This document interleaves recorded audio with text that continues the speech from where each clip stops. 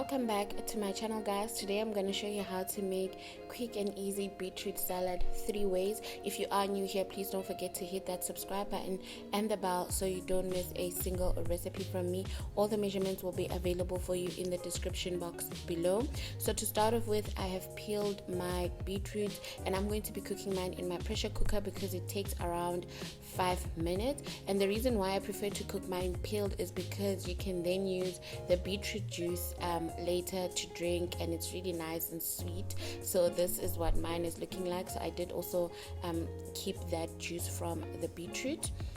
Moving swiftly along, so the first beetroot salad that we're going to be making is this one.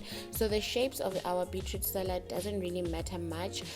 It's more on the method, so you can dice yours, you can grate yours. I'm using a box grater and I love this box grater because it has different shapes. So I would also recommend that you get a box grater that can give you different shapes and sizes, especially when you're doing recipes like this. So I'm starting off with some grated beetroot. I've just added that into a bowl. So this is the preserved one, the one that you can use for up to a month. So I'm just seasoning that with a little bit of salt, and then I'm adding a little bit of sugar, and then lastly I'm going to be adding some vinegar, and then I'm going to give that a quick mix. So my tip for you is every time when you're working with beetroot, it needs to have a sweet and then it also needs to have a sour portion to it. So that is basically it for this one. I'm going to be storing it inside this mason jar, and then I can keep this in my fridge for up to a month. It's easy to use, it's always going to be available. So this is what it's looking like. It's quick, it's easy, and it's very simple, and this is best for home cooks who don't really want to be preparing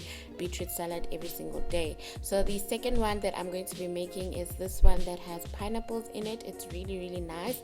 To begin with, I've just diced my beetroot into small cubes. To that I'm going to be adding some pineapples, which I've also diced up into small cubes.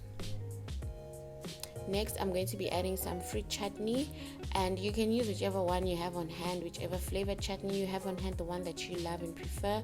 So again, you've got your sourness that's coming from your pineapple and the sweetness that is coming from your chutney. So we're just going to give that a quick mix. I would strongly recommend that if you're going to be making the salad, you prepare it at least the day before, just so that all the flavors can marinate together.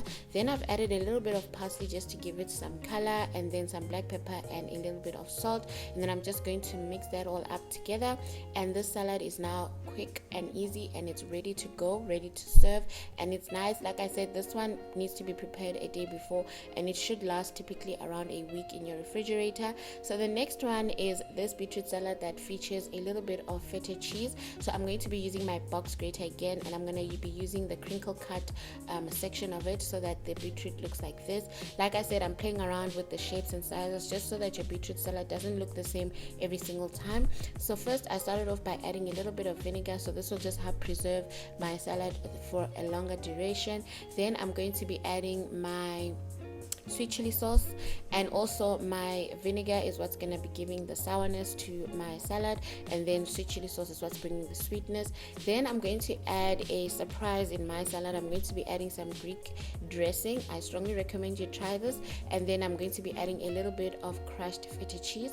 I'm going to mix that up. This is a quick and easy salad. You can make it just before you serve it, and then I've just garnished it mine with some chili flakes and a little bit of parsley. So this is it for this recipe. It's quick, it's easy, and that is it for this video. I hope you guys enjoyed it. I hope you're gonna try and serve your beetroot in different ways every now and again. Don't forget to